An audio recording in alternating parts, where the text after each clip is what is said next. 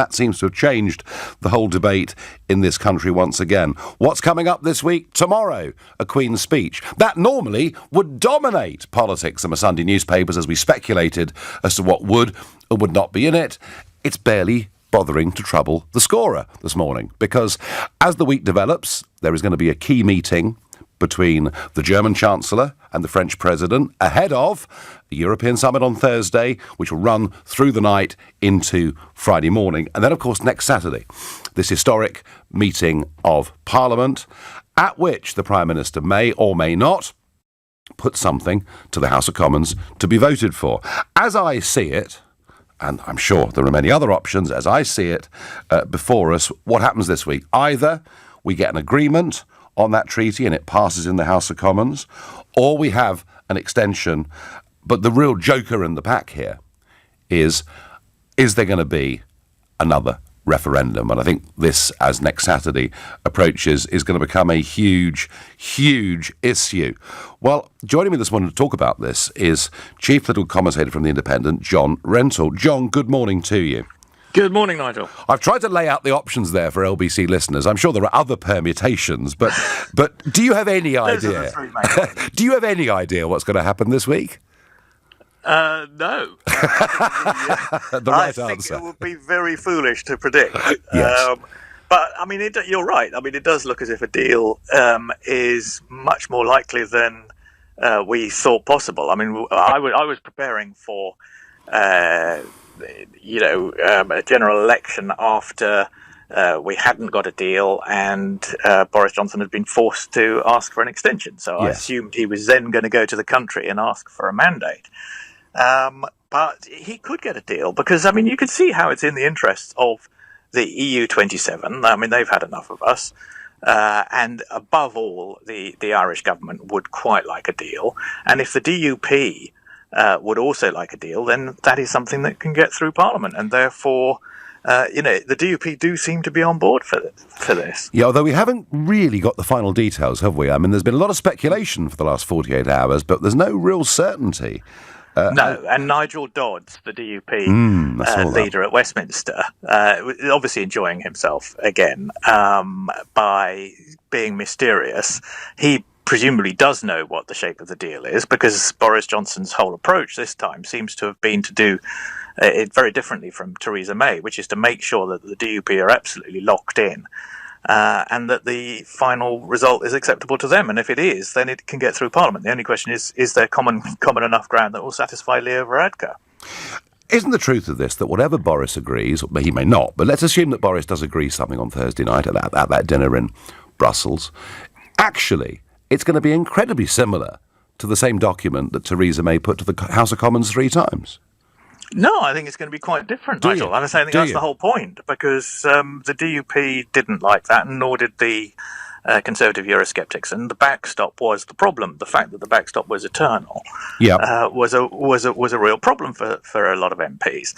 And this is a differently structured arrangement. I mean, in many ways, it's worse for the people who supported Theresa May's deal, but I mean, because it does require some kind of border in Ireland, the customs border. I mean, I just don't know how they're going to finesse this, but they've obviously got some cunning plan. And so I think instead of making it permanent or requiring the EU's consent to get out of it, it's going to require the consent of the Northern Irish people to get out of it, and that seems a much more satisfactory arrangement. And that's certainly that would be, if that was agreed, a fundamental change to the backstop. But the rest of the 600 pages doesn't really change, does it?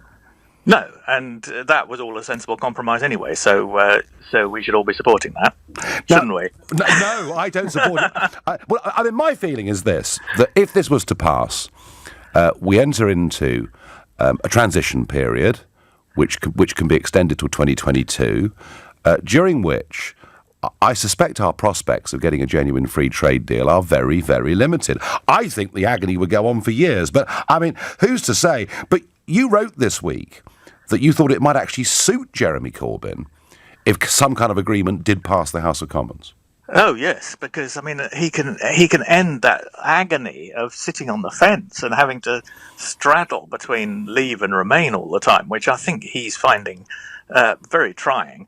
And he can finally start talking about the NHS and schools and the police, which is the sort of stuff that he thinks the Labour Party ought to be on about, nationalising everything, of course. And that's the sort of territory he wants to fight the election on. He doesn't want to fight an election on Brexit because he hasn't got a position. No, I mean, I would like to see an election, and like you, I'd kind of expected that's what would happen. But Jeremy Corbyn's got one other slight problem, which is it seems now pretty much inevitable that there is going to be a vote in the House of Commons this Saturday on whether to have a confirmatory referendum or a second referendum, choose whichever term you want. And this does, I think, put Jeremy Corbyn very against much of his own front bench. It does, and he was sounding very sceptical about it this morning, cautioning MPs against going for that. He would obviously rather have an election. And then, if there's a Labour government elected, it would then hold a referendum. I mean, that's the way he wants to do it. He doesn't want to have the House of Commons vote for a referendum because, I mean, that in effect means keeping a Tory government for 6 months while this referendum is organised, and I don't think he's in favour of that. Fortunately for him, I think the votes are not there in the House of Commons for a second referendum, so I don't think it'll arise. I think there'll be a big push for it on Saturday, right, but I don't think it will succeed.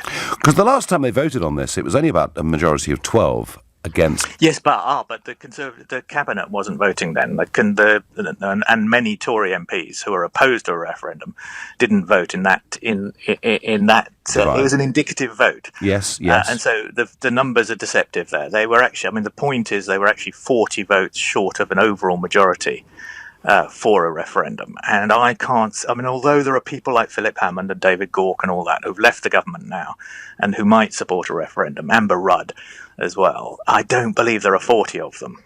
Well, I hope for the sanity of the nation that you're right, because the thought of doing it all again, I don't think fills anybody with any great feeling of optimism. John, thank you very much for joining us. Well, very interesting. John Rentoul there, chief political commentator of The Independent, he doesn't think the votes are there in Parliament for a second referendum, but who is to say?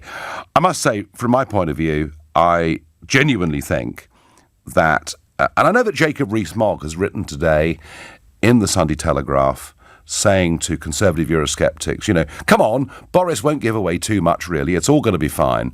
So there's Jacob urging Conservatives to vote for whatever Boris Johnson brings back from Brussels.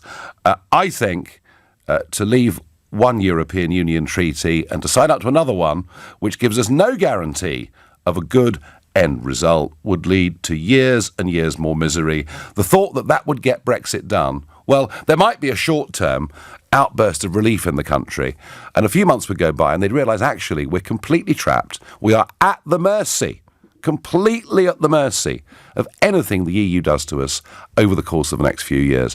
I don't see that as being the right way to do this. I really, honestly and truthfully don't. What do you think, folks? It'd be very interesting today to see what opinions we get. Let's go to Dartford in Kent and speak to Steve, who's a first-time caller to me. Good morning, Steve. Good morning, Nigel. If you thought your prediction was gloomy, here's an even gloomier one for you. Oh, dear. All right? This Remainer usurper parliament will legislate for a second referendum, notwithstanding John Rentoul's analysis. Yep. Having done that, it will say that the referendum is between Remain and Mrs May's deal, because there won't be another deal on the table at the end of this week. It's not possible. That referendum will then take place. You will be the leader of a boycott campaign, which will be massively successful because the turnout will be below 35%. 98% of those voting will vote to Remain because, of course, nobody in their right mind would vote for Mrs May's deal, apart from Mrs May, Mr May, and a small frog called Derek. Those are the only people that will be prepared to do so. Having done that, they will then revoke Article 50, keeping the government in as a zombie government. But, and this is the most important point of all, having revoked Article 50, the Remainer Parliament, which is clever, it's got clever people in it, will know that they will lose the next general election. So they take the step of passing a political parties disqualification act whose purpose is to ban any political party that does not endorse, admire, respect and honour the majesty and power of the European Union. Steve, I was with you 60% of the way through what you said. You had been voicing the exact fears I've been having this morning on the telephone with my key team. The biggest fear I've got this week is that they pass some form of Mrs May's treaty, but with a referendum. And as you say, if the choice is between remaining or being stuck in that treaty, then you are absolutely right, Steve. I could play no part in that. And I don't think anyone that genuinely wants to leave could turn out and vote in that referendum. But I do think, Steve, the turnout would be so low that it would in effect be null and void. When it comes to passing legislation to, basically you're talking about heresy laws. I don't think even this Remainer Parliament dare attempt that. And I think there are enough fair-minded people in Parliament who would stop that from happening. I hope you're right. I just feel that the direction of travel of the European Union is so autocratic and authoritarian that anything can happen. I voice what I've said not because I think it's got a very high probability, but because it's possible, and it would be logically consistent with the aim of the European Union, which we all know is to be the dominant, controlling political and governmental entity from Lapland to Malta, from the Urals to the Atlantic, and all national independence must be crushed. This country, if it stays within the European Union, will end up as the northwestern province formerly known as England. That is its fate. No, well, that's always been my great fear. And Steve, if Parliament does thwart Brexit, and it's not impossible, but if it does, then presumably what we have to do is to make sure that in the next general election there are ways of reversing that. Absolutely. We would need, assuming my gloomiest prediction does not come to pass, it can't. Then we have to have a single party or an electoral alliance which says we will reissue Article 50 if we are elected as the government. Yeah. OK, Steve, look, fascinating, depressing, gloomy, but fascinating. You're listening to the Sunday edition of the Nigel Farage Show here on LBC, and it is 16 minutes past 10. This is LBC. Sheila Fogarty, Monday to Friday from 1 p.m. A lot of you think I'm being unpatriotic because I think Boris Johnson should have been there. Tony in Canvey is a representative. He says, we all get that you don't like Boris. I don't know Boris Johnson. I don't know whether he's likeable or not. Have the final say on what happens next with Brexit. Right, so she's saying she now wants a second referendum because it's only if there's a general election that she'll campaign for revocation. I hope that is clear. There is clearly quite a big push for a second referendum. And there are people out there like Dominic Grieve and Philip Hammond who clearly are going to support that. Sheila on Facebook says, second referendum, no, it's doing my head in. Please, no, no, no. I can't imagine, Sheila, if there was a second referendum, quite how unpleasant it would be, quite what division it would sow in this country. On YouTube, David says, it was a one-time only referendum unless MPs have forgotten. David, they haven't just forgotten, they have blatantly and openly lied again and again and again. The promises made before, during and after the referendum that the result would be respected and implemented, they turn their backs on all of it. On Twitter, I get a point that I've made here for a long time on LBC. Second referendum is a waste of time, as Parliament today haven't respected the result of the first one. And if we did have a credible leave option on the ballot paper and voted to leave in an even bigger majority than last time, what would be the point? This Parliament wouldn't listen anyway. The worry, I think, is if we had a second referendum without a credible leave option. And I have to say, in those circumstances, we would simply have to boycott it. Sean is a first-time caller from Ayr. Good morning, Sean. Good morning, Nigel. How are we? We are, well, we're okay, Sean, but it just goes on and on and on, doesn't it? Yes, it's an absolute mess. I mean, we should have left in the 29th of March. I'm pro-Remain, but I do believe we should have left in the 29th of March. You're not a Democrat, Sean, are you? No, I'm not. No, I'm a Scottish nationalist. No, sorry. No, I meant that in the sense that I was being sarcastic. You believe that a democratic vote should have been carried out. It's absolutely right. Yes. You're absolutely right. It should have. So yeah, and I mean, as a Scottish nationalist, I'm very interested in this because I do get a lot of Scottish nationalists called on and I chat to them. I mean, are you a Scottish nationalist that thinks Scotland should be in the EU or out of the EU? Well, that's a moot point in Scotland. I do believe that if Scotland becomes an independent nation, then it should have a referendum on whether it joins the EU or not. Okay. I believe in referendums, but I believe there should be gaps within referendums. It's like Jo Swinson, you spoke about her not so long ago. Yeah. She wants an EU referendum, but she doesn't want a Scottish referendum. That's not democratic, is it? Well, you did. I mean, Sean, to be fair, there was a referendum in 2014 on Scottish separation. Yes. The result was perfectly clear.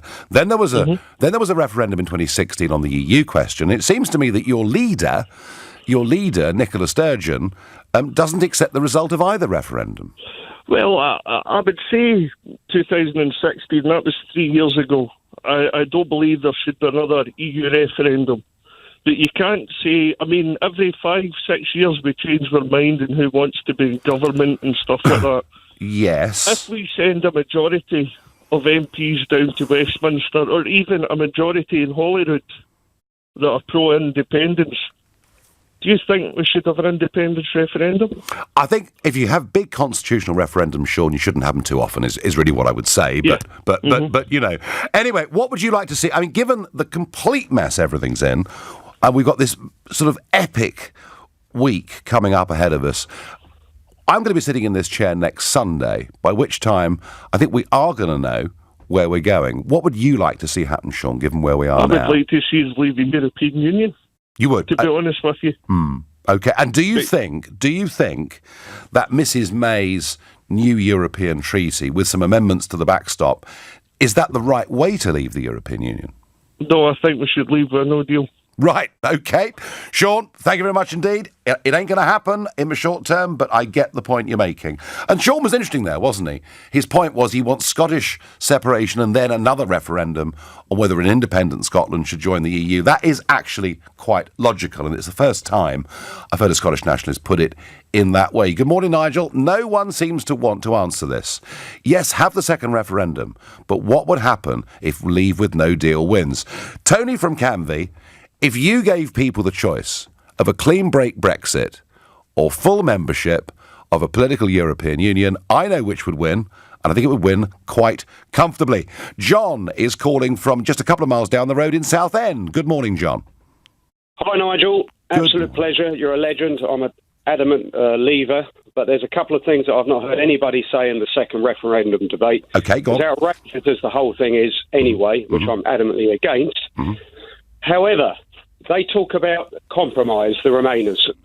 They show no form of compromise in any negotiations whatsoever. They want their cake and eat it in the respect that not only do they want the second referendum, but then they want to change the actual question. So for me, I have a 4-point plan of the referendum.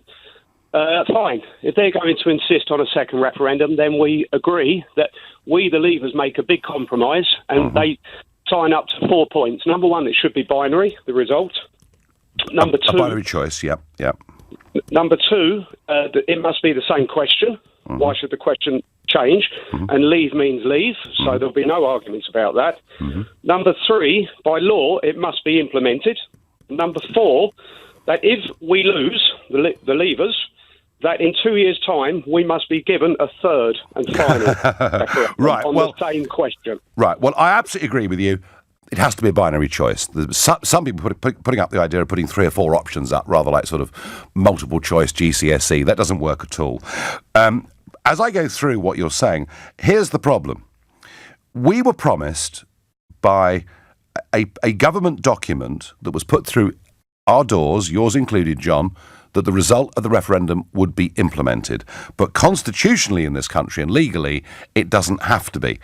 To make that binding, I think we need a written constitution, John. Absolutely. Totally agree. And I'm moving very much towards that opinion anyway. And you say that if we were to lose, we say best of 3.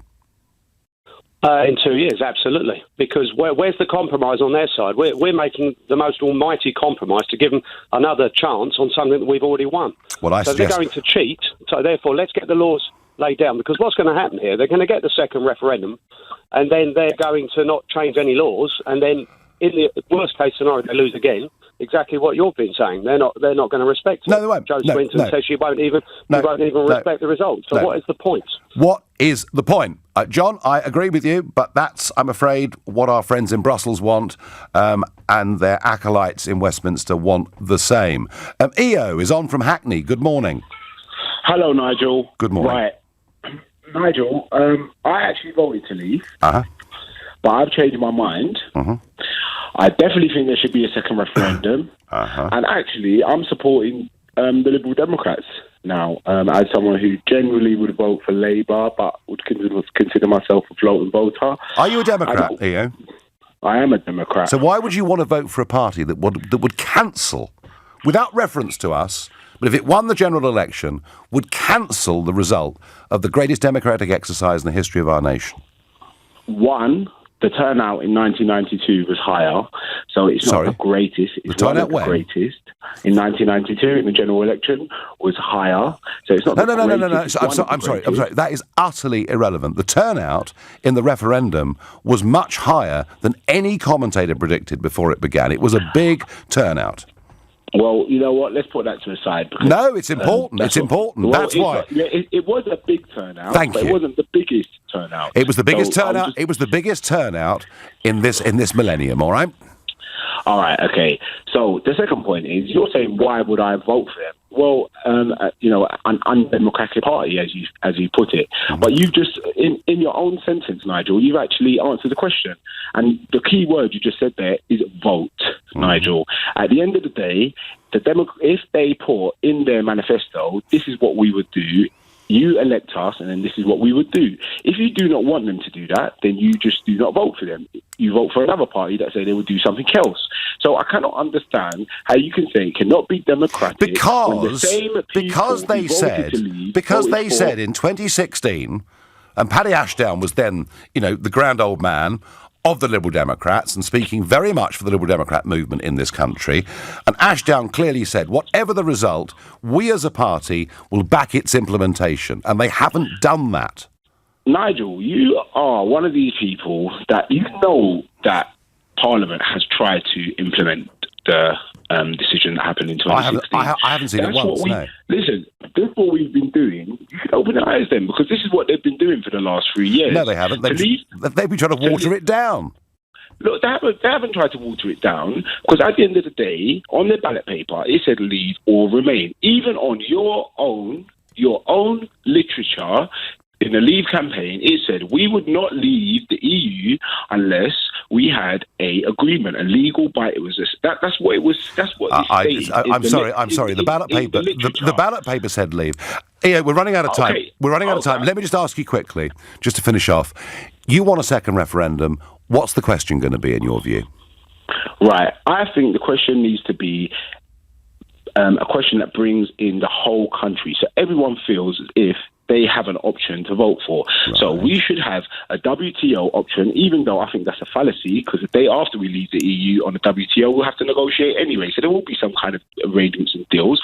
But like I said, it's in the public consciousness now, so we need to have that on there. Then we need to have an actually negotiated deal, and then we need to have Remain. Now, no. It has to be a binary question. The Electoral Commission last time.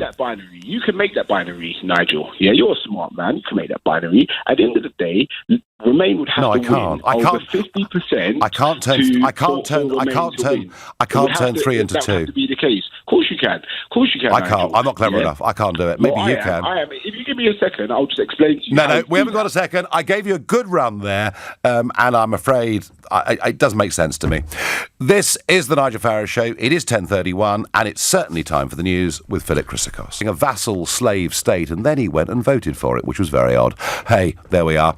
But we're told that the key to all of this is getting rid of the backstop. And Boris Johnson earlier on today declined to say whether Northern Ireland would definitely leave the customs union as negotiations with Brussels intensify. Let's hear him. Can you tell me categorically that Northern Ireland is leaving the EU customs union? I think it would be wrong of me to give a running commentary on the negotiations and why, with the greatest possible respect. I think look at everything that I've said previously. I think you can draw your own conclusions from that, but let's let our negotiators get on. I think where Leo Varadkar and I got to yesterday was a joint feeling that there is a way forward. We can see a pathway to a deal. That doesn't mean it's a done deal, so there's work to be done. Well, I have to say, that's the Prime Minister sounding about as defensive as he's been since he took office. Being very careful there, I think, not to say anything that was wholly untrue without revealing what the position was. Now, I'm sure there are many of you at home who are terribly confused as to what all of this means. What would it mean if Northern Ireland stayed inside the customs union and the rest of the UK left the customs union? What would it mean about our ability to negotiate international deals? Would Northern Ireland effectively not still be part of the UK? What does it all mean? Well, to try and help us through this, I've got with me this morning David Hennig, former Department of International Trade negotiator and director at the moment of the UK Trade Policy Project. David, good morning. Morning. Now, I want you to spread some light onto all of this so that perhaps, because we keep hearing these terms. Now, I don't know exactly where these negotiations are going, but it did sound to me there, like, despite what we heard initially, that Northern Ireland, to begin with at least, would stay part of the customs union whilst Boris says the rest of the UK would leave. Is that your understanding of where we are? I'm not sure. I think let's just bring it back to simplicity for the benefit of listeners. This is about payment of tariffs on goods coming in from outside of Europe. Yep. So I think what is being said is because there can't be a border or they don't want a border between the Republic of Ireland and Northern Ireland, goods coming in from the Republic of Ireland into Northern Ireland would not pay tariffs. However, people also don't want a border between Great Britain and Northern Ireland, so goods coming from Great Britain to Northern Ireland also wouldn't pay tariffs. So I think that's the fundamental part of this is Northern Ireland may in fact could get the best of both worlds. They don't pay tariffs for any goods coming in from anywhere, but behind the scenes there's a lot of complexity to work out of various things beyond that. But that's a simple explanation, I think. Okay, but that would mean then that if the United Kingdom leaves the customs union, whether it does or not is a separate issue, but if Boris's stated aim of the United Kingdom leaving the customs union at the end of the transition period came into being, and if Northern Ireland was left inside the EU's customs union, are they still part of the United Kingdom? Well, let's again take the example of we do a trade deal. Are they covered? Yes, I think they are. So if we do a trade deal with the United States, we agree lower tariffs for products coming from the United States, then those lower tariffs will apply to goods that go into Northern Ireland as well as goods that go into Great Britain. I think that is the plan. If I was an investor, all right, and I wanted to put some money into plant to manufacture a good, an everyday household good, if Northern Ireland found itself with getting the benefits of international trade deals and without any extra added cost, then surely Northern Ireland would, in those circumstances, it could be quite good for Northern Ireland. And a manufacturer told me that only a few days ago as well, said exactly that. So you're absolutely right. But this is where the detail comes in. Is that actually against the much vaunted World Trade Organization rules for Northern Ireland to have essentially all the benefits of getting everybody's products in tariff-free? Will they have to face barriers for exports from Northern Ireland? It starts to get complicated there. Yeah. And that's what I suspect they're spending the weekend in Brussels. Those fortunate enough to be in the so-called tunnel are probably discussing exactly that. Okay, it's all very well, everything goes into Northern Ireland tariff-free. What about the stuff that comes out of Northern Ireland? What tariffs apply there? Yeah, no, I was thinking this through, and then I thought to myself, well, actually, if Northern Ireland effectively was a part of both jurisdictions, of course, in the end, it's the European Court of Justice that would have the final say over almost everything, isn't it? I was under the impression that quite a lot of people didn't like the European Court of Justice having that final say, so I suspect that's under review as well. Discussion as well.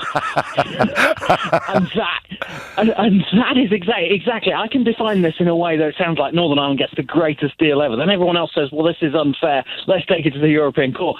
That's when people start looking at it from MPs, yourself, and say, "Well, hang on a minute. Now we've got the European Court of Justice involved." Well, that's my conclusion. That's my conclusion. Yeah, and so that is where this stuff all gets ferociously complex, and that is why Boris Johnson has probably been told by his advisors, don't say anything, because we're not quite sure what all this detail means yet. Still less whether we can agree it all in the next 48 hours.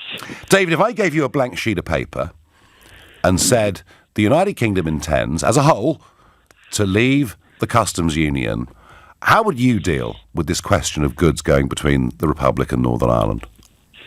So I think the solution, the outline of what they discussed, what they seem to have been putting forward, is the solution. It's basically to have Northern Ireland as a special zone, to have a few extra checks on trade between Great Britain and Northern Ireland. I think the outline works. It's just that then the detail, where I'd need more than myself and a piece of paper, I'd need as many experts as I could lay my hands on to go through every single theoretical question about how something works. How do we trade sheep between Northern Ireland and the Republic? What about all this Guinness that comes into Northern Ireland for processing and goes back again? It's all of those things that would be the complicated bit to work out whether that's all in line with everybody's rules. But the idea that Northern Ireland basically gets the benefit of both essentially being in the EU customs union and the benefit of being in the UK customs union seems like the right one. Yeah. OK, David, thank you. And it does seem like the right one. It seems actually from a purely economic point of view that Northern Ireland would be in a very, very good place. But, and I repeat the point I made a moment ago, it ultimately would be the ECJ that would have the higher jurisdiction. And that is a major problem. Back to the options for this week. Does Boris Johnson amend Theresa May's treaty and push it through the House of Commons? Does that happen with or without a referendum? Or do we simply have no agreement, either in Brussels or in the House of Commons, an extension, and there could even be the referendum option in there too? Because I can see it. Parliament is gearing up for a vote on a second referendum next Saturday. I have no doubt about it. Andrew is calling from Acton. Good morning, Andrew. Good morning, Mr. Farage. So you posed the question what a binary question in a referendum should be. Yes. And I think I've got the answer. Okay. I think it should be remain against whatever version of leave the Leave camp can agree on. So, in other words, Leave, all the people who are in favour of Leave, they all get together and they say, right, this is what we want. We either want no deal, we want May deal, we want something different. Once they're agreed on that, then that goes on the ballot. OK, and can the Remain camp agree on what Remain means? I mean, do you want a full United States of Europe with an army, a euro currency for every member state? Remain means the present circumstances. No, Andrew, there are no present circumstances. The changes in the EU in the last 3 years have been fundamental and very real.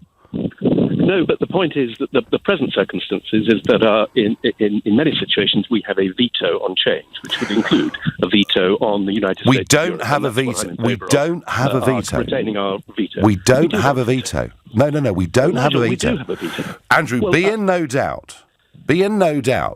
Whatever the British think of this, the EU is pushing full steam ahead with building a Europe. Change the constitution to get rid of the veto. Andrew, you seem to know a bit about this. You know all about enhanced cooperation. There are no vetoes in the EU anymore. Some countries may go at a slower pace than others, but under enhanced cooperation... The point I'm making to you, Andrew, is... It's not true. Of course we have vetoes. Let me give you one more try on this. Are you saying that the United Kingdom can veto the existence of a European army? Yes. You're wrong. Well, can I just ask you another question? You're wrong. Nigel? No, you are just wrong. Well, okay. Then we can't just go round and round in circles on this. I've been there 20 years, Andrew. I know how it works, all right? And it's called enhanced cooperation. Anyway, go on. Ask me another one. Okay, because the other thing is you say that it would be undemocratic to have another referendum because we've had a referendum already. Yes. But you said in May 2016 that if the result was 52-48, that would be unfinished business and that it would only be if Remain won by 2/3 that it would be settled. 2 quick points. So Number one, I said unfinished business, particularly for many in the Conservative Party. And number two, I said the prospects of another referendum would be zero, and we'd have to wait at least 20 years. I'm out of time, Andrew. You listen to the Sunday edition of the Nigel Farage Show here on LBC. It's 10:46. In mind that predicting this stuff is really quite a dangerous game. Let's go to Lawrence in Colchester. We've spoken before, Lawrence. Nice to talk to you again, Sir Nigel. Good to speak to you. I'm all right, but I'm concerned about the outcomes. What do you think is going to happen, Lawrence? Nigel, I'm a construction worker, 43 years, and with the lads on the south east coast, Essex, they're getting to a stage now, Nigel, where enough's enough, and it's reminding me of the poll tax riots and the way people were beginning to get cheesed off for that. I hope that doesn't happen. But if so do I. He doesn't deliver on the 31st, that will be the end of the Tory party. And you have got to gather the troops together, Nigel, and get us in Parliament to change that none of these cretins are doing. That's my opinion. Now, what Boris, I mean, you've just mentioned Boris. I mean, he has said over and over and over, we are leaving on the 31st of October. And given that the Ben Act's in place, leaving with a clean break is basically legally impossible. It's all words, Nigel. They're not working class people. I've got my boy living with me now because he can't afford to stay in his flat because work is slowing down, on the construction industry because of what these people are doing. Lawrence, you've made an important point here. You talk about the lads in the construction industry. They're all feeling pretty hacked off. If Boris comes back from Brussels and says, I've got an agreement, and it passes in the House of Commons, and on the 1st of November, we are seen to have left the European Union, albeit it'll be Brexit in name only. Would they then say, thank God for that, it's all over? No, because they're waiting for a general election so we can vote for you, sir, to get you in Parliament. Well, some people will be, Lawrence. Some people will be, but there is an opinion that if Boris just gets Brexit over the line, he's going to tweet Theresa May's deal, Nigel. The last time I spoke to you, sir, which was about 6 months ago, everybody was all smiley-lally with the hot air coming out of Johnson's mouth. I did not believe none of it like you. Now, we've got to get ourselves ready for this general election, sir, and get you in there with your colleagues, Lawrence, mate. thank you. Nice to talk to you. Nice to talk to you. And I do think what Lawrence says there about just how hacked off people are getting is right. The question is, would Boris's deal satisfy them or make them even angrier? If that's for leavers, but mind you, Remainers, of course, too, don't want the new treaty because we would have left in name only, and that's why I feel the momentum for a second referendum is building. Adrian is calling from Windsor. Good morning, Adrian. Good morning, Nigel. This is so utterly depressing, isn't it? Crikey, 3 years down the line and here we still are. Awful, truly awful. I voted to remain. Yep. I'm still an ardent Remainer. I want us to remain in the European Union. However, I'm also a Democrat, and unfortunately, not enough people like me put their X in the box. So, as much as I hate to say it, I don't want another referendum. Maybe I'm unusual in my camp in terms of remaining. I don't want another referendum because we've had one. The next referendum we're going to have is a general election. So if we come out, even if it's with no deal, and I hope that doesn't happen because I think it'd be disastrous for the country and workers and everything that goes along with that, I think that history will judge the people that... I include you in this as well, Nigel. I respect you a great deal for being a politician and outspoken, and you say what's on your mind, and I quite like that. But if it all goes horribly wrong, then the attention will be focused back and say, this is the mess we're in ourselves now. We've got ourselves in. How on earth are we going to get out of it? But my point is that I'm an ardent Remainer. I don't want to leave. However, you're a Democrat. Well, I lost. Yeah, do you know, Adrian, actually, there's quite a lot of people like you, and I think if there was a fair question posed on both sides in the referendum, I think the Leave campaign would win by quite a big majority because I think the referendum would become about not just Brexit, but about democracy. And I think there are a lot of fair-minded people like you out there, and I thank you for passionately putting that point of view. Jonathan on Twitter says, the only referendum question that should be asked is, do we leave with the deal proposed or leave with no deal? That respects the first referendum result and lets the people decide. Jonathan, I don't want a second referendum, but if there had to be one, yes, that is the one that perhaps we should put. John is calling from Alton. Good morning, John. Good morning, Nigel. Thank you for taking my call. It was interesting. I was only ringing up originally to say that I actually agree with you. If they want another referendum, then it has to be an absolute majority. That's what they've insisted. We had one that got us out, that was first over the line. We've got one that's that got us in. We've had one that's tried to take us out, but that hasn't succeeded. So the next one, by default, has to be an absolute majority, which is something they've asked for. But more importantly, following on from your last caller, I voted Remain as well, but I would describe myself as a sceptical Remainer.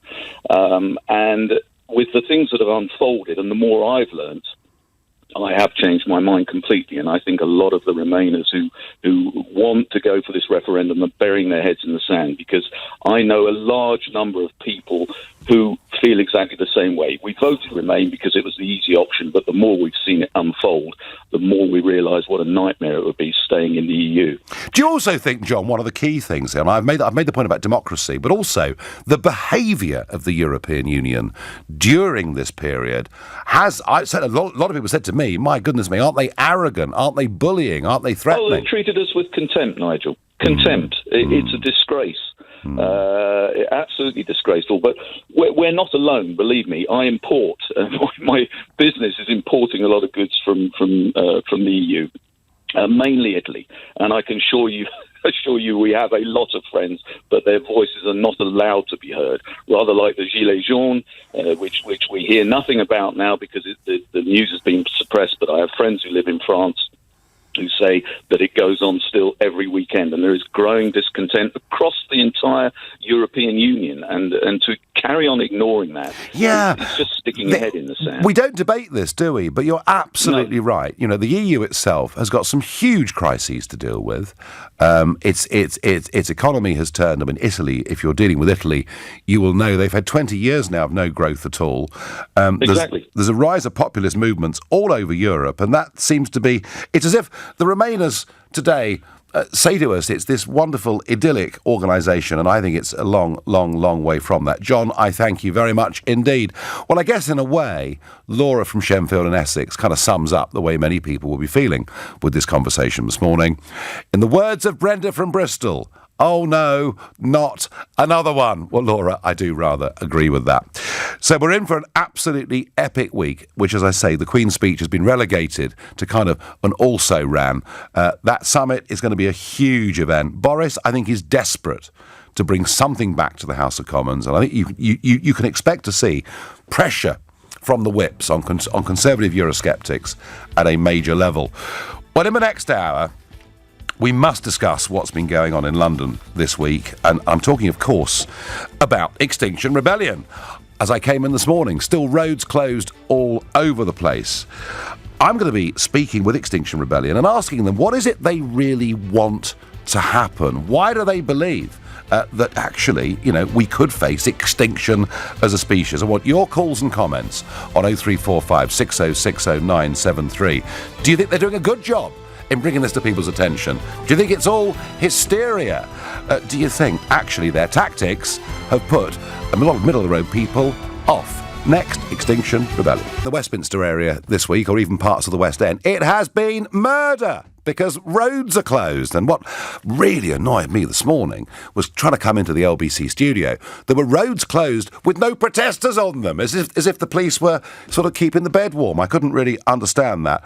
Like it or not, Extinction Rebellion have been in London for the course of the last week and are going to be here for the course of the next week.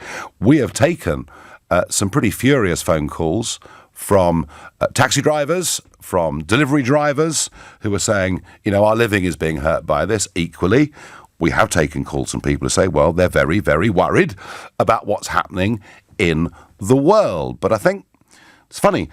To me, Extinction Rebellion sort of appeared from nowhere. And I've not really met anybody until this moment who's been seriously involved with it. So what we're going to do this morning, I'm going to have a conversation with Sarah Lunnan, activist from Extinction Rebellion, just so we can all find out a bit more about where this movement came from, what it genuinely believes and what it wants government to do, and crucially, whether its behaviour is actually helping their cause or harming it. And then we'll open up the phone lines to you, and I'm particularly keen to know if you are somebody in London who feels very positively about this week or very negatively. But as ever, we'll do it in a civilised way. Sarah, good morning and welcome to LBC. Thank you. I think up until a few months ago, I'd never heard of Extinction Rebellion. Who founded it? Who funds it? So it's mostly funded, it's crowdsourced, basically. So we're funded from a huge host of individual donors who sign up and crowdsource us. Now, is it true that your protesters, those who are camping out on the streets of London, are actually being paid to do this? So many of those people who are camping out on the streets of London are there because they've taken 2 weeks off work to come to London because of the severity of the emergency that we face. They recognise the need to be in the capital and to highlight the emergencies. Well, the vast majority of people receive no payment whatsoever. So some people are paid to do that? Some people are paid living expenses from Extinction Rebellion because they are committed full-time to working for Extinction Rebellion. And interestingly, in terms of enabling a whole swathe of society to come and work for us, we're not saying you have to do this for free. We're saying wherever you come from within society, whether you're privileged, whether you're working class, if you're committed to Extinction Rebellion, you can come and work for us and we will cover your costs so you can do it. You do not have to be privileged to volunteer for us. Do you understand the argument? I mean, if I was a London taxi driver, right, I would say to you, there are people being paid to sit in the street to stop me earning a living. Do you understand how upset some people in central London are by your behaviour? Yes, of course. And the whole philosophy of Extinction Rebellion is to disrupt. That's what we set out to do. There's no easy way of saying that. And every time I say that, I sit in studios and I say to somebody, I am setting out to disrupt your everyday life. I feel very, very uncomfortable about it. And it's accepting that it's been the lack of action for over 30 years from our governments that has meant that we have had to take this action to raise these issues. Now, if we stand on the streets and hand out leaflets, nobody takes any notice of us. The politicians don't take any notice of us. And interestingly, Nigel, the only reason I'm on this programme today is because we've camped out on the streets of London for the last week. No, to some extent that's true. But if you really want to move this on, look, I am somebody who 26 or 7 years ago, I took the view that our relationship with the European Union was heading in the wrong direction. I wanted to do something about it.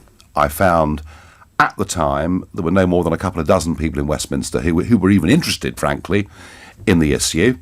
And so I had a point of view that was very, very, very polar opposite to where political debate in Britain was. And so what did I do? Well, I went out and campaigned around the country, helped form political parties, gained elected representation, and managed to succeed. I don't think I've ever broken the law in doing what I'm doing. So isn't the real argument here that we are a peaceful, democratic society and that what you've brought to London is frankly anarchy in the last week?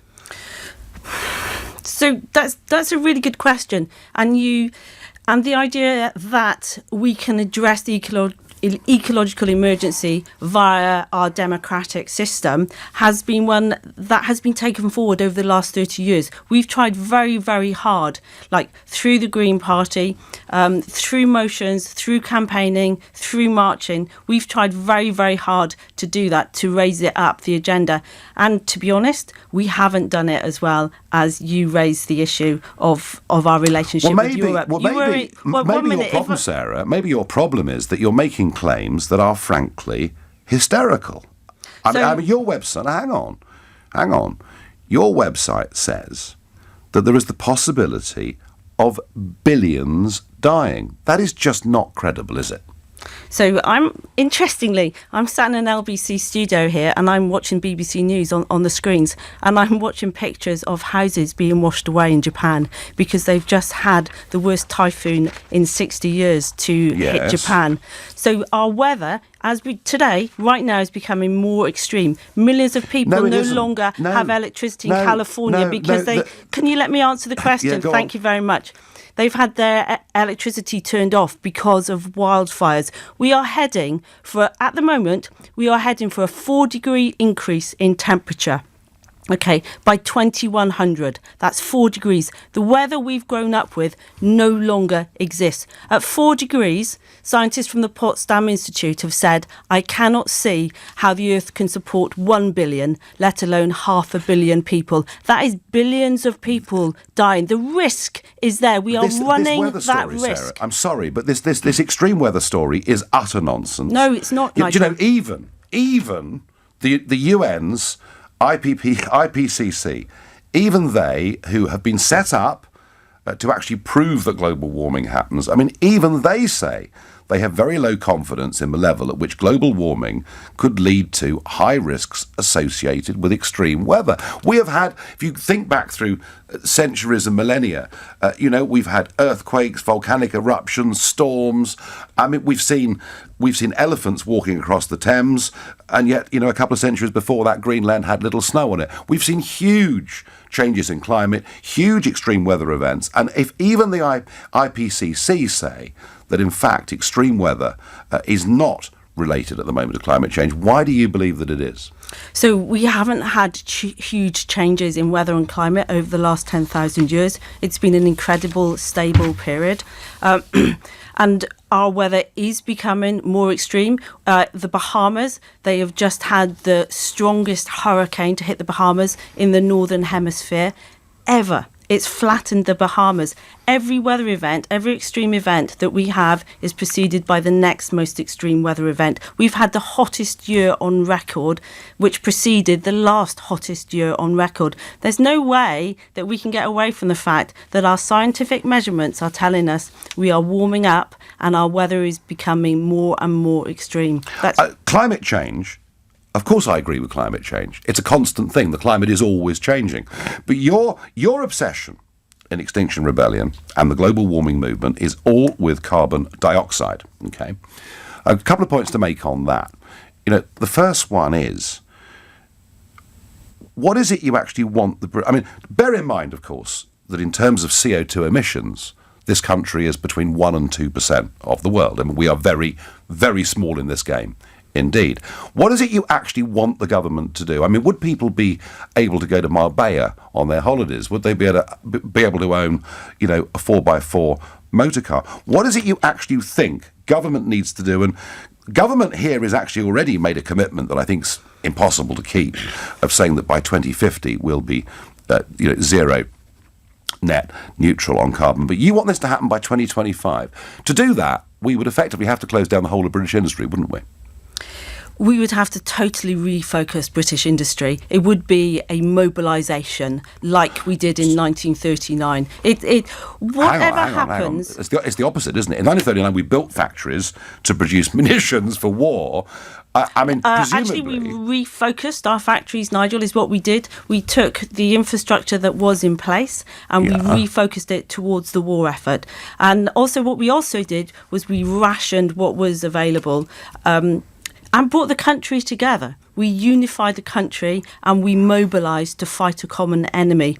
Unfortunately, the enemy that we're looking at the moment, we can't see it. But it is there, and that's why we're calling for zero carbon by 2025. So steel would go, to defend and protect. Chemical production would go, refining would go. What would we have left? So the choices that we're looking at are really, really grim. And that's why Extinction Rebellion is asking for a citizens' assembly. So the people come together to decide how and what the change that is required looks like. Rather than politicians sitting in Westminster and saying to us, you have to do this, you need to do that. We bring together How? We do it in various ways. We already do it for juries, for example, and in the past, juries decided life or death of people. We bring it together using Who brings them together? Okay, there's a number of people who are already running citizens' assemblies. There's external bodies. You ask a body of people to set up the citizens' assembly. You bring together people from across the United Kingdom, so it represents people in terms of their age, in terms of their social status, in terms of their wealth. You get a cross-section of people. You explain to them, you educate, and then you ask their opinion of how we move forward. It's what the Irish did with regard to the abortion question, which was very controversial. And then what do? Do you put this to a referendum? You implement it through government. You have to keep the structures of the state in place. An appointed citizens' assembly would tell government what to do. They would lead and advise government, and it then becomes very difficult for government to say we are not going to do this because it has been requested by the people, by representatives of the people. I have to say, I'm very sceptical about that. Well, Nigel, can I offer an invitation to you? What I would like to do is to offer an invitation to you to come and understand about citizens' assemblies. I've seen them in Brussels. And how radical they are. And I would also like to invite you to come and meet with some climate scientists and to actually understand the issues around the science and why what we face is so grave, and why we say we are looking at the extinction not only of the animals around that we love and cherish, but also we face the risk, the possibility of the extinction of human beings. We are on the endangered list. I don't think I haven't spoken to scientists on both sides of this argument over the years I have. One final point. So is that a yes or a no, Nigel? Will you come and meet with us? I'm very happy to sit with scientists representing both sides of the argument and have a proper debate, absolutely. But it needs to be a proper debate, and that's really, really important. You know, when I heard Tony Blair say a few years ago on this issue that the science was settled, I thought that is ridiculous. No science is ever settled. Science is always something that is open to debate and amendment going forwards. I want to ask you one question. Yeah, but I didn't understand if it was a yes or a no to meet. If I can come and meet people on both sides of the argument and objectively listen to what both have to say, yes. I'm not sure there's many scientists on the other side of the argument. There are plenty. I promise you. There are plenty. So that's a yes, that you'll come and if they're meet. Both. But why is it? See, we had a caller this week. I was debating this in the week. I had a caller ring in from Broadstairs in Kent, and he was in charge of the local beach cleaning charity. And, you know, they go out and clear up plastics and cigarette butts and all the rest of it off our beaches, something which I support and I'm sure you would support as well. He said, it's really interesting. I put big appeals out in the local newspapers and through the internet for volunteers to come along and help do beach cleaning. He said, nobody under 50 ever turns up. And I do wonder about this. If CO2 is what you're worried about, and clearly it is, that is, you know, the theory is it's CO2 increase that is leading to a warming of the climate. The one real antidote for that, as I understand it, are that trees absorb lots of carbon dioxide. Why don't you guys, rather than just protesting, blocking up the streets in London, why don't you guys become part of a national campaign to reforest the United Kingdom? You know, we've really got only about a quarter of the woodland and forestry that we had just going back a few centuries. You get two benefits from that. Number one, a lot more CO2 would be absorbed. Number two, if we plant the right trees in the right places, in terms of our general biodiversity, we'd be in a great place. I don't see. Here's my problem. I see your campaign as being negative. Where are the positives? So once you get into providing solutions, you then start arguing about solutions. And when Extinction Rebellion started, the idea and the severity of the climate of the emergencies that we face was not even on the agenda. The truth of the risk we are facing, that our children are facing, still is not being told. And so Extinction Rebellion's main aim is to tell the truth, to request zero carbon by 2025, because that is what is needed to give us a chance of avoiding catastrophic and runaway heating of our planet, and to use democracy via the Citizens' Assembly, upgrade democracy to find the solution to it. If we ask people, if we say we're facing an emergency and what I want you to do is go out and plant a few trees, it doesn't really feel like what we're asking you to do is commensurate with the risk that we are saying you are facing. Would a global reforestation plan solve the problem? It would not solve the problem, but using our it would help. Using plants, using trees, using sequestration through agriculture is absolutely one of the things that we need to do and that we need to get started on. And I would imagine that would be something that a citizens' assembly would. Well, I have to say, of all the things you've said, the citizens' assembly frightens me the most because I worry who'd be on it. But hey, I tell you what, we've had a good conversation here about Extinction Rebellion. I hope you've all learnt a bit more about who they are, what they believe. What do you think? Do you think this is hysterical and over the top and very, very potentially undemocratic, or do you think it's vital and it's important work? Either way, you let us know what you think. You come on the phone and ask Sarah some questions, please. This is the Sunday edition of the Nigel Farage Show here on LBC, and it's 19 minutes past 11. Again with Paul in Salisbury. Good morning, Paul. Good morning. I'd like to know if the lady's wearing makeup. Let's ask the question. Are you wearing makeup? Yes, I am wearing makeup. Well, I can't take you seriously, I'm afraid. Okay, right, fine. And the other thing is, can I just ask you, have you got any pets? Do you have any pets, Sarah? Okay, I have pets and I have children. I sometimes drive a car. I put my central heating on when it gets cold. You have pets? What's the question, Paul? Well, how far are we going to go with this? You know, should we just do away with pets? That's going to be a big help, isn't it? They've got a massive carbon footprint. Right. Okay, Paul, thank you. So what Paul is doing is he's laying you open to the charge of hypocrisy, Sarah. And it was interesting, wasn't it, that we saw Stephen Fry out with your people earlier this week, despite the fact he'd done an advert for Heathrow Airport just a short term before. We've seen Benedict Cumberbatch out with your people in Trafalgar Square, and yet he advertises motor cars in India. Do you see the frustration of Paul is? He says, well, aren't you all hypocrites to a certain extent? So it's very easy to shoot a messenger down on, because none of us are perfect human beings. It's absolutely, it's impossible for anybody to come up and say, I am pure of heart, thought, word and deed. And all of us have to live within the society in which we find ourselves. So it is impossible for anybody to be, carbon pure, if you like, and to live a life as we are now within the United Kingdom, which does not impact badly on our environment. So if that is the charge that's being put to me, that I'm harming the environment, then I have to put my hands up and say, yes, in many ways, I am part of this system, Of course. But I am actually trying to do something about it. And I have... It is. Yep, and I've come together with other people who recognise the impact that we are having, and I am demanding change so that all of us can live in a way that we do not harm the very world that supports us, because that's what we have to do. We have nothing else other than this world around us, and if we keep trashing it, we do not have a life or a future. But you're not paid to wear that makeup. But the point I was making about celebrities that have been paid to who've chosen to advertise motor cars and Heathrow Airport, I think the charge of hypocrisy we can lay at their door very heavily. William is calling from Sheffield. William, good morning. Hi, Nigel. Tell me, so your question, please, William. Generally to do with air travel, because I would like to I've got some sympathy for them.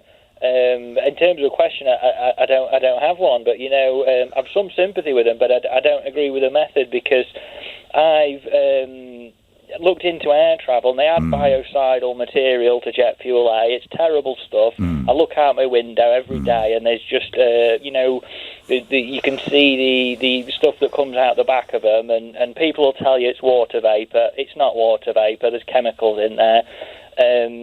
But I've contacted my MP, and she's not really been very helpful. So I've got sympathy with them, but I suppose my question would go along the lines of, the things that, when I look at it, I see, well, you've got this agenda, haven't you? Because you're talking about like a carbon tax and zero carbon, when all you're really doing is it's all just moving it to India and to China. So we're not really zero carbon. We might be zero carbon, but William, India and China aren't. William, two good points there. Thank you. Yeah, when I saw the Redcar steel plant close and move to India, make the same product under lower environmental standards, and then transport the goods back to us, I did ask some questions. But William raises a big point there, and that is aviation.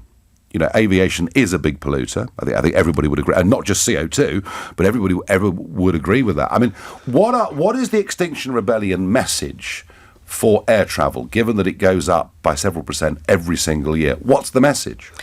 So the very simple first message is let's stop doing stuff that is harmful. Like, let's stop adding to it. So let's just stop airport expansion right now. There's no need for it. And comes back to the Citizens' Assembly. Let's put these issues to the Citizens' Assembly. We are heading for 4 degrees. That's a world that we will not recognise. There's no guarantee. If we want our children, if we want... At all. It depends what decisions we make. The current trajectory is 4 degrees of warming. That future is so grave for everybody that we love and cherish.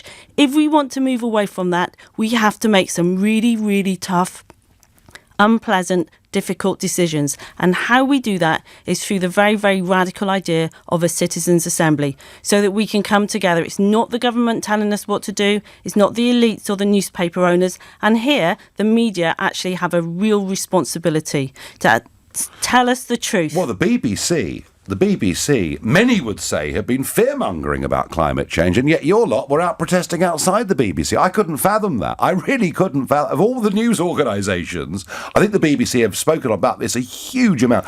Nigel, I would like to ask what possible risk you think it is sensible to take. If I'm fear-mongering, what risk do you think it's right to take with the future of everybody that you love and cherish? The Committee on Climate Change says there's a 50-50 chance that we stay at 1.5 degrees. We go over that. The risk of famine, the risk of your children not having enough to eat, and you're go talking up and up and up. 4 what degrees. risk do you want to take? There are all sorts of risks, and there are many other things that change the climate than mankind, and we could talk about sunspots, but we're not going to do that because they're irrelevant. Well, actually, I think through the history of time, what the sun does is probably a far bigger factor on the Earth than anything we can do. But let's keep the public, because it's the public I want to engage on this, because it's important, because their lives have been affected, some of them. Robbie lives in Streatham. Robbie, good morning. Good morning, Nigel. Nice to talk to you, actually. But basically, what I wanted to say is I think Extinction Rebellion is going about it the right way in one way and another. On the other hand, I would have a different solution for them, but let's go about them doing it the right way. A lot of people are whinging. Well, actually, before I go on to that, you said you started 26 years ago, right, to leave the European Union. To want to, yeah. It was only 3 years ago, right, that you actually managed to get that done by a people's referendum. Yep. That's 23 years that have passed before you ever got anything done. Well, that is a long time. It is a long time. And even then, tell me about it. It may be that you are not going to be successful. Okay? There is a possibility that we may still remain in the European Union. So bearing in mind, taking that fact into account, it may be too late if Extinction Rebellion take 23 years, right, to achieve their objective, assuming that, global warming is happening because of human intervention. Well, Robbie, we've heard all this before. In 1989... the United Nations said there were 11 years left to save the planet. I remember meeting Prince Charles over a decade ago when he said within 7 years the North Pole would have disappeared. I mean, you would excuse a little bit of scepticism about these claims.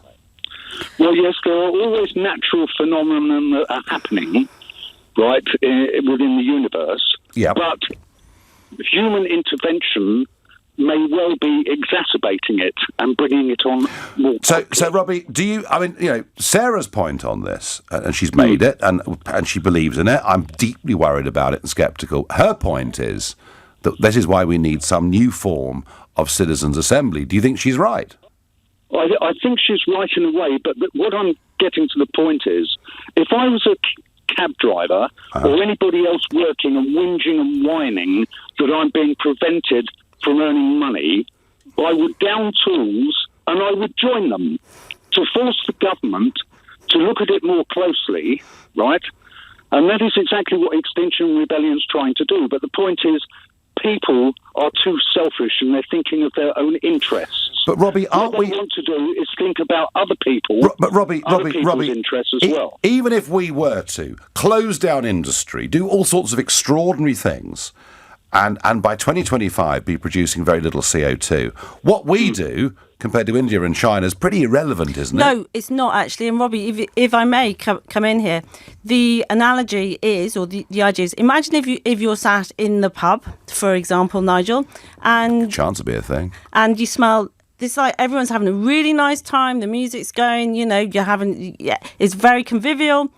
But somebody smells smoke and you're not quite sure what's going on. But you don't want to upset everything. You don't want to change everything. And nobody says anything for quite a long time. Everybody carries on. Nobody else is reacting like it's an emergency until somebody says, actually, there's a fire. And then people start acting. And we in the United Kingdom can be that canary. We can say there is an emergency and we are going to act like it's true. And once one nation goes, the others will follow. I think the Chinese maybe need a bit of convincing. We've got to go to the news. We are very, very late. It's 11:33. Time for the news with Philip Chrysakos. Jacob Rees-Mogg is urging fellow Conservative Brexiteers and members of the Brexit Party to trust Boris Johnson because the Prime Minister, he says, is a leaver himself. The leader of the Commons also says the chance of a revised Brexit deal are more positive this week than last, adding Cabinet will be briefed in a conference call at 12:45. Syrian Kurdish official talking to an activist from Extinction Rebellion and why this argument from them at least won't go away is they believe in this rather like a religion, and that's how strongly this group of people believe in this. Now, quite how numerous they are across the country is another question. And I have to say, I really worry about these citizens' assemblies. I saw a very similar citizens' assembly drawn from across civil society in Brussels in 2003, 2004. It was to draft the European Constitution. And when I saw the people that sat on it, I realised, actually, they were wholly unrepresentative of the citizens of Europe. So forgive my scepticism, but let's get your reaction to what you've heard and the debate so far, because it's not going to go away as an issue. That is for certain. And already, many of you are paying a lot for this. About 20% of your electricity bill next year will be paying for renewable energy. So this stuff is very real. Peter is calling from Maida Vale. Peter, good morning. Good morning, Nigel. Nice to speak to you again. Good to speak to you. Now, listen, I do have some sympathy for Extinction Rebellion, but of course they can't see the wood thanks to all the trees we've lost. For me, the big problem is not about climate change; it's pollution of the air and environment. That's the real problem. Do you know, Peter? Before we went on air, I said to Sarah Lannon, I said I've always regarded myself as an environmentalist. I absolutely, and I really do care about what we do. But the obsession with CO2 seems to me we've forgotten about all the other things that go on. Well, look, there's two obvious things here: waste recycling. I mean, we need to use existing. There's some fantastic technology. There's a company. I'm not at all connected with them, but they're out in Swindon. They use plasma power, and they literally convert what would otherwise go into landfill into free carbon-free heat. And it's an amazing system. I mean, everything gets recycled and turned into what the only side product, as far as I can see, is a sort of a neutral gravel substance that they can use on roads and so forth. But other than that, it's a brilliant system and should be everywhere, as far as I can see. I know the Swindon plant works and it should be rolled out. That's the first thing. Secondly, if we do need cheap carbon-free power, and I don't know whether you know anything about fourth generation nuclear power, which nobody ever talks about. Fourth generation power using, molten salt reactors, thorium. It's clean, it's cheap, it's safe. I know all the thorium. Peter, I know all the theories about thorium, and if we could get to it, wouldn't that be absolutely fantastic? But we're not there, Peter, that's the problem. Thorcon, they're working now with the Indonesian government. They're building a prototype reactor next year. These things can be built in shipyards. You can roll them out, and they even deal with getting rid of all the old nuclear waste, the legacy nuclear uranium waste. Peter, basically, you're saying that technology is the way that we solve this, yeah? Of course it's the way to go. No, we don't want to go back into living in tents. It's just not going to happen. No, OK, Peter made the point very, very well. And the same goes for engines, doesn't it, that now run, you get more miles to the gallon or whatever it may be. Technology, says Peter, and he does have a point. Morris is calling from Bromley. Good morning, Morris. Yes, hi, good morning, Nigel. Thanks for not falling for the usual trick. The only people that care about the environment are the people that dance in the street.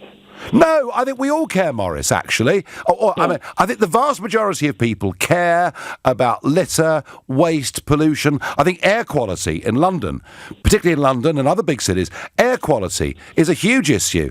That's got nothing to do with carbon dioxide. It's got to do with everything else that's being released from all sorts of vehicles. So Morris, I tell you what worries me.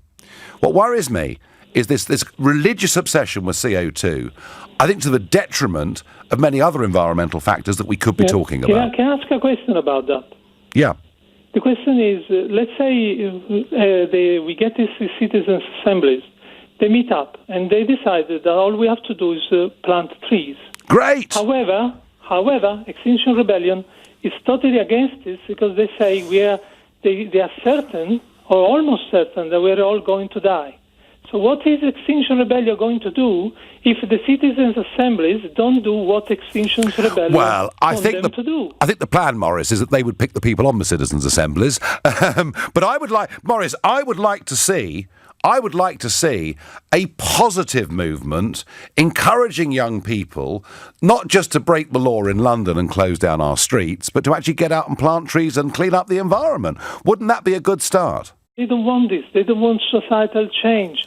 They want things to be completely different. And if you read your history, the citizens' assemblies 100 years ago, they were called the Soviets. Well, They put up together, and then communist regime in Russia came about. And then if you think about the flower powers 50 years ago, that's the root of contemporary European terrorism. So if the Extinction Rebellion believe in extinction and they think we are all going to die, what is going to stop them from saying, okay, nobody's listening to us, the citizens' assemblies are not listening to us, so let's get into some violence, because violence there's no evidence yet of that. Although, Morris, where I do agree with you completely is green is the new red. And of that I'm absolutely certain. And this is Morris, thank you. And these new green movements across Europe are replacing, in many ways, the old socialist, Marxist, communist parties. Of that I have absolutely no doubt whatsoever. David is calling from Twickenham. Hi, David. Hi, thank you for taking my call, Nigel. I believe there was, it might have been Andrew or Majid's show, either yesterday or the day before, where they reported that Roger Hallam, the leader of Extinction Rebellion, was on record as saying that his primary purpose for starting Extinction Rebellion was to bring down the system. Yes. And not concern for the environment. I'd just like to make a couple of other points. I think concern for the environment is an extremely noble cause. But when you hear about these guys who are protesting, stopping my pal's mother's ambulance from getting to the hospital, I've seen film of Extinction Rebellion protesters stopping a hearse going to a funeral. And also, when I had to walk across Waterloo Bridge to walk to work on the last protest when they shut down Waterloo Bridge, and I challenged some of these people as to why they're stopping working people going to work and earning money to keep a roof over their heads and feed their children. Are they going to give me some money to help cover the cost of the money that I'm losing from not going to work? I was met with blank looks, and they all turned and walked away. And what we did learn today, David, is that subsistence is paid to their people. And I think that revelation will actually anger many. David, thank you very much indeed for your call. Loads of people want to comment on this. We'll keep it going. But for now, this is the Sunday edition of the Nigel Farage Show here on LBC, and it is 11:45. Particularly motivated and hard left. Is green the new red? I very much think that it is. Nigel, sunspots are inconsequential. The world is heating up faster than normal, all because of us. I mentioned sunspots because I had this conversation with the late Sir Patrick Moore, somebody who'd spent his whole life investigating the atmosphere and beyond. His view was that carbon dioxide probably did have some influence, but that he felt that the sun potentially could have an even greater one on our future. David on Facebook says, will Extinction Rebellion please clear up their litter? Not a chance, David. Maggie says, I'm fed up with people telling me how to live and what to eat. Simon is calling from Orpington. Good morning, Simon. Yeah, hi, good morning. Nice to see you. Nigel will agree and disagree this morning. I agree with you in the sense that actually, I don't think... Simon, phone line's rubbish. Going to drop you and come back. Off to James in Coventry. James, good morning. Oh, hello there. Sorry about Simon's phone line. That's all right. Well, yours sounds okay, James, so tell us what you think. Well, this isn't... That phone line's gone as well. I don't know what's going on here. Right, well, I'll tell you what.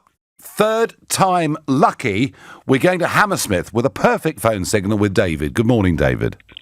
Good morning. I hope it lasts. Yes. I just wanted to raise the attention of a chap called Stuart Basden, who's one of the founders of Extinction Rebellion. Ah, yes.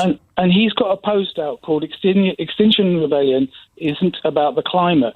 And what he does in there is he goes out and tries to grab anybody who's got a problem with life at the moment, whether you're, it starts off with white supremacy, then patriarchy, Eurocentrism, and class hierarchy. And basically what he's saying is he wants to bring down the whole system.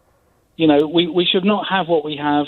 It's just another, extremely far left-wing anarchist, and it's part of an anarchistic message. It's sad because really it's bringing down the issue of the real issues of pollution and climate, and I just think the people behind this are actually they're just anarchists looking for lemmings. I mean, easy lemmings as well. Yeah, and some would argue, David, that the educational system in this country is also actually frightening quite a lot of our younger people, and that I'm not sure is very responsible. But David, surely you're looking forward to the day when the people's assemblies are running the country. Aren't you excited about that? Goodness me, I can't. You've got an example of that. Look at Labour now. Anybody who disagrees gets kicked out. If they're anti-Semitic and so on and so forth. What I'd like to see is us persuading India and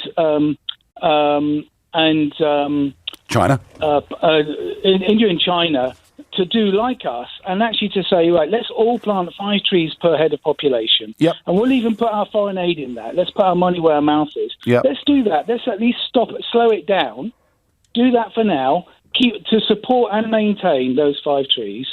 Okay. Yeah, some positive things for their life, and replace them if they die, until such time as we can actually deal with the real pollution issues that we have. Yeah. Also, David, as I say, estimates vary between 1.2 and 1.8% of global CO2 is coming from this country. Unless we persuade India and China, we make little difference. David, thank you. Back to Simon in Orpington with a better phone line, I hope. Yeah. Hi, Nigel. Nice to speak. This is the hazards of the countryside. Nigel, I disagree with you this morning in the sense that I don't actually think that these protesters should be given the airtime in the mainstream media. And the reason being is that they are deliberate lawbreakers. Yes. And I think once you cross that line, you lose the right to air your message. Now, put it this way, Nigel. If they were going out as part of their protest tomorrow and beating people up in the streets, would you then have them back in the studios to talk about their message? Undoubtedly, yes, we would. I mean, if they were beating people up, Nigel, you would have them in your studio to talk about their message. Well, here's the problem, Simon. We tried this back in the 80s. We decided that the IRA was such an appalling organisation, killing so many people, that we would not allow their political leaders to speak on the BBC, and we couldn't hear Gerry Adams's voice, leader of Sinn Féin, without it being dubbed. And frankly, it was farcical. So however these people behave, it's difficult to shut down debate about them entirely, isn't it? I'm definitely not in favour of shutting down debate, but I think that you're giving them the encouragement to. Yeah. They know if they bring London to a standstill, they're getting a seat in your studio. I think we have to think as well about all the police who have been drafted in who haven't been able to attend, other scenes of incidents because they're hanging about with these people. Look at knife crime. I disagree with you absolutely. Okay. Where I agree with you though, Nigel, is I think you're absolutely right in terms of why are they so obsessed with carbon? I know. Not sort of planting the trees. And I think one of the reasons that these protests are being permitted by the authorities is because you can tax people to the hilt over carbon and you can control people. You can't control people in terms of planting trees and things like that. So that's why I think actually these people have been allowed to protest. They might get arrested. 12 hours later, they'll be released and they'll have an anecdote to share at a dinner party. They won't actually get convictions, which is what the Simon, can I agree with that completely? frankly think it's a nonsense that of the over 1,000 people that have been arrested, last I heard, only about 30 had actually been charged. There are some people who get arrested, let out the next morning, they're straight back to the protests, and we've got streets closed today in London where the police are keeping the streets closed waiting for the protesters. All that side of it, Simon, I think we've been handled in a very weak way indeed. Thank you for your call, and Simon, they doesn't think they deserve the airtime at all, but it's difficult not to. We could just pretend that they don't exist, but I can't because I couldn't get to the studio this morning. James is calling from Coventry. James, hello. Hello again, Mr. Farage. That's better. How you doing? Hi there. Fine. So what do you make of their campaign? Is it legitimate? Well, I'm a little bit concerned actually to hear this coming from yourself of all people, because I know you're quite an intelligent man who as you say, sort of so much business around the world, and I think you would know that the damage that large corporations are doing to our planet is irreparable. Now, I'm not saying that we have to change individual consumer behaviour, because that has to come from higher up. But there's no disincentive for these large corporations to be pumping out massive amounts of pollution and carbon dioxide into the atmosphere. But James, isn't the point here that they don't seem to be bothered about pollution? That seems to be a very low priority. Pollution, air quality, plastic, forget about all that. Let's just focus on CO2. And that's my really, on the environmental side of it, James, that's my big beef. On the behavioural side of it, I think we're allowing anarchy on the streets of London, and we shouldn't be. Well, I mean, never mind with that. Next to there's anarchy in the streets of Hong Kong. Listen, they have the right to protest as anyone else. I do agree with you that they should clean up after themselves. Do they have the right, James? James, do they have the right to close down our roads? Well, I mean, it's a dire situation. We're losing species left, right, biodiversity on the planet. Once you lose these species, you can't reclaim them. You can't get it back. I mean, there may be a technological solution some way down the line, and obviously that's what we're all hoping for, especially with, as you mentioned, I know you're quite passionate about pollution and clearing the oceans of plastic, which is definitely a noble cause. But we do have to listen to them seriously. I mean, as much as you may disagree with the specifics of the effect of CO2 on global tech, it's near undeniable at this stage that there may not be a strong correlation as they're showing, but there is definitely some correlation between these two events. James, I have given them a good airtime today. I really have. I've got time for one last call, very quickly. Andrew in Tunbridge Wells. Good morning. Good morning. I'm sick and tired of hearing about these self-appointed left-wing zealots telling us how we're going to live our lives. If they want to do something effective, why don't they start a sort of South African apartheid type boycott of Chinese, Indian goods and whatever?